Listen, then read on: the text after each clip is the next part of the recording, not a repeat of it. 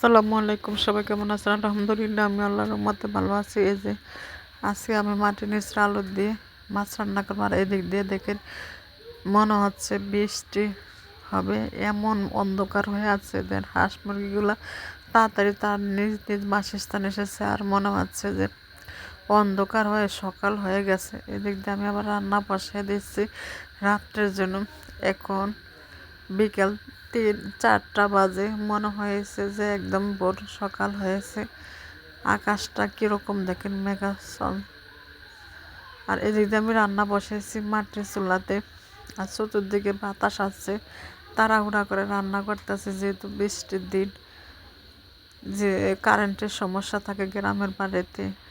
একটু জ্বর হলে কারেন্ট চলে যায়, তার জন্য আমি একটু রান্নাটা রাতের জন্য করে নিচ্ছি। এই যে আমি প্রথমে কড়াইতে তেল দিয়ে আদা বাটা, রসুন বাটা, পেঁয়াজ বাটা দিয়ে দিচ্ছি। এখন হলুদ গুঁড়ো,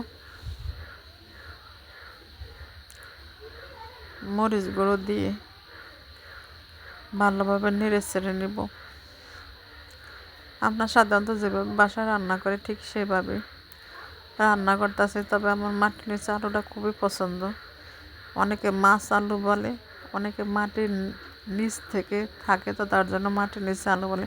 আর এখন একটু জিরা গুঁড়া দিয়ে দিছি ভালোভাবে কষিয়ে। আর আলুটা আমি আগে ভাপ দিয়ে রেখে দিয়েছি ফ্রিজে। আলুটা বেশিক্ষণ উপরে থাকে না। এই যে অল্প একটু আলু খালি মাছ দিয়ে রান্না করব, একটু ভাপ দিয়ে ফ্রিজে রেখে দিয়েছি। এখন রান্না করতেছি, আজকে রান্না করবো ইলিশ মাছ দিয়ে। তবে যে কোনো মাছ দিয়ে রান্নাটা অনেক মজা হয়।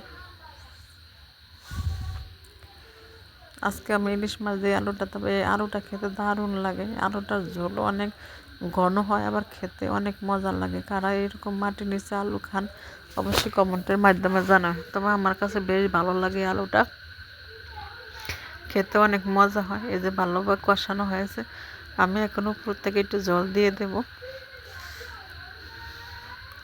মাটির চুলা রান্না বুঝতে পারছেন আপনারা, যারা গ্রামে রান্না করেন বা গ্রামে খেয়েছেন তারা বোঝেন মাটির চুলা।